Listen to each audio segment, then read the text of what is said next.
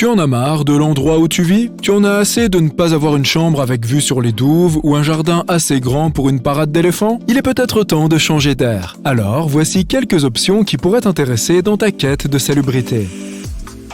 Tout d'abord, as-tu déjà envisagé de louer le palais de Buckingham? Situé en plein cœur de Londres, ce vaste palais est l'un des sites touristiques les plus visités du Royaume-Uni, surtout pour les personnes qui désirent avoir un aperçu du traitement royal. Au début du XVIIIe siècle, le duc de Buckingham a demandé à un architecte du nom de William Wynd de bâtir Buckingham House.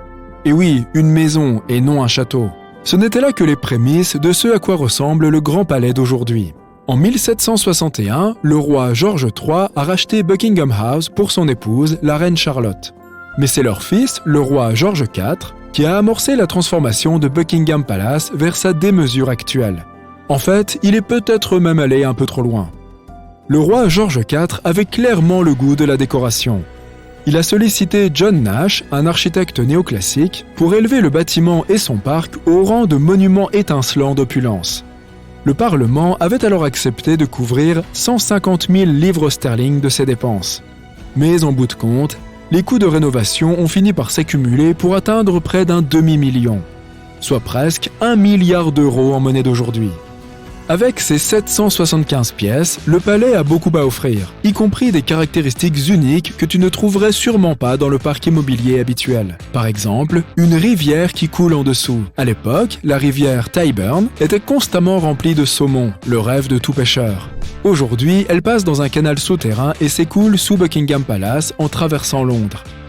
Certaines organisations de passionnés de pêche se sont mobilisées pour ramener la rivière à la surface. Mais cela impliquerait de démolir plusieurs bâtiments en chemin, y compris le palais de Buckingham lui-même.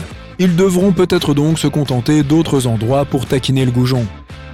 Le jardin de 16 hectares de Buckingham Palace a de nombreux usages. C'est le jardin londonien particulier du roi, et il joue également un rôle clé dans de nombreux galas royaux tout au long de l'année. Les plus célèbres de ces sauteries étaient les garden parties de la reine, qui pouvaient chacune accueillir jusqu'à 24 000 invités dans l'enceinte du jardin. Sa taille est si vaste qu'il pourrait contenir 29 terrains de football dans ses murs, avec encore un peu de place pour accueillir le thé de l'après-midi. On y trouve même un lac.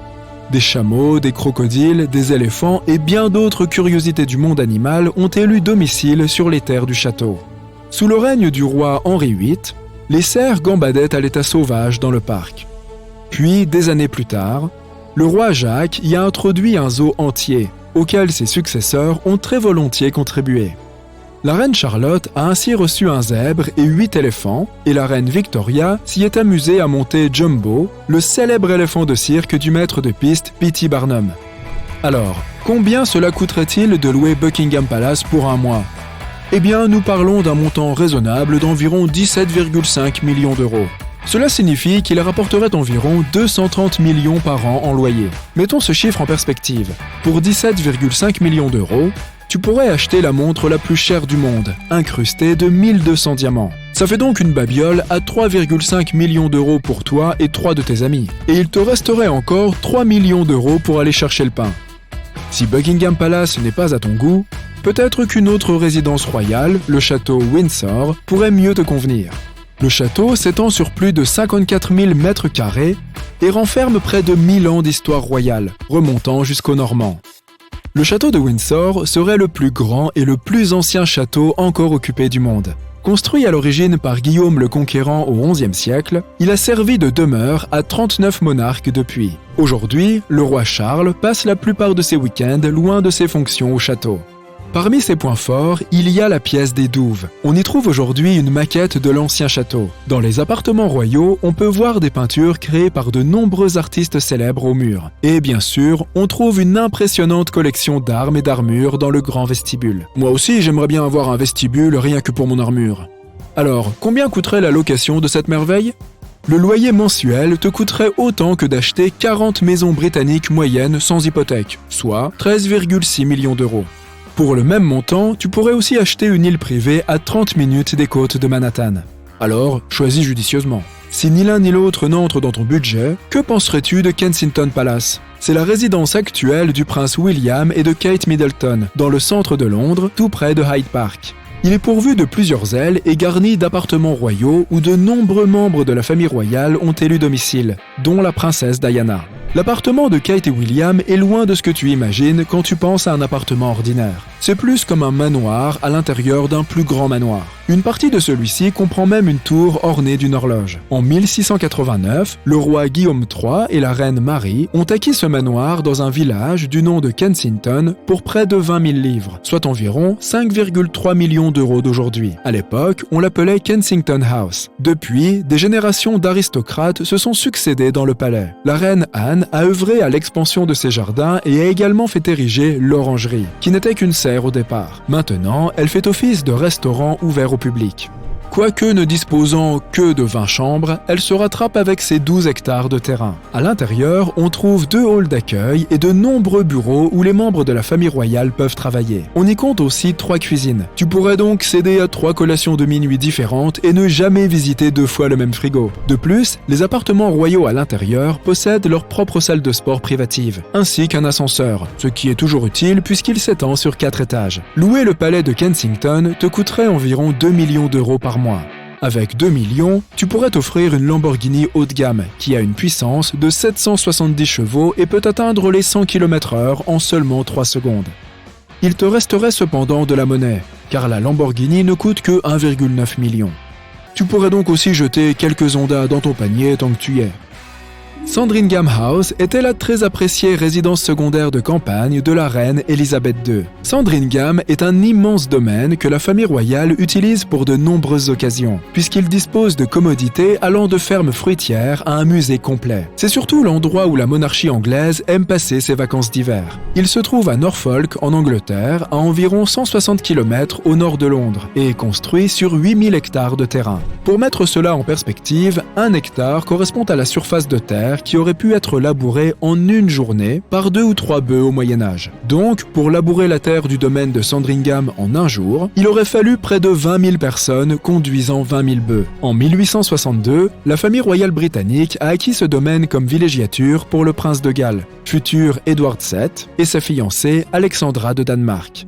Après cela, le domaine a été transmis à la reine Elisabeth II. Plus de 200 personnes y travaillent, dont des agriculteurs, des jardiniers et des ouvriers de la scierie et de l'usine de pressage de pommes. Combien coûterait un loyer mensuel dans cette immense demeure ? Environ le même prix que 53% arabes, soit 8,5 millions d'euros. Le château de Versailles, en France, était à l'origine un lieu de villégiature privée pour Louis XIII et sa famille. Sous la supervision de Louis XIV, la résidence royale a été agrandie et transformée pour devenir un palais tentaculaire, entouré de jardins majestueux. Chaque détail a été conçu à la gloire du roi Soleil et souligne son extravagance. André Le Nôtre y a créé des jardins à la française, agrémentés de bassins qui donnaient l'illusion d'une eau magiquement immobile, exprimant ainsi le pouvoir du roi sur la nature elle-même. Ce fut aussi un temps la résidence privée de Marie-Antoinette. De toutes ces pièces, la plus impressionnante est la Galerie des Glaces. C'est une longue galerie bordée de 17 grands miroirs, faisant face à 17 fenêtres pour refléter les jardins de l'extérieur. D'opulents lustres scintillent sur un plafond orné de fresques baroques et les murs sont construits en marbre blanc. Combien cela coûte-t-il de vivre comme Louis XIV pendant un mois ? Eh bien, certains espaces sont alloués pour le public. Le prix démarre à 2 600 €. Et avec 2300 pièces au total, cela porterait la valeur locative de tout l'endroit à 179 millions d'euros par mois. Cela reviendrait à acheter 55 pianos à queue, sculptés dans du cristal pur, lesquels coûtent 3,2 millions chacun. Ok, mais savais-tu qu'il existe des châteaux que tu peux réellement louer ? Par exemple, il existe un château appelé Pitt's Castle en Irlande, qui a été construit il y a plus de 600 ans. Même s'il a conservé sa structure originale du XVe siècle, il a été rénové ces dernières années pour en faire une destination de rêve. Mais n'oublie pas qu'il s'agit d'un château ancien. Ce n'est donc pas vraiment le Ritz. Les escaliers sont étroits et aucune des chambres n'a été conçue pour accueillir l'eau courante. Cela signifie que si tu as besoin d'aller au cabinet à 3 h du matin, il faudra y aller à pied et dans le froid. L'hôtel coûte 145 € la nuit et il est ouvert à tous ceux qui cherchent à s'offrir des vacances royalement extravagantes. Si ça excède ta fourchette de prix, tu es tout excusé. Ce n'est pas tout le monde qui peut se payer 53% tous les mois.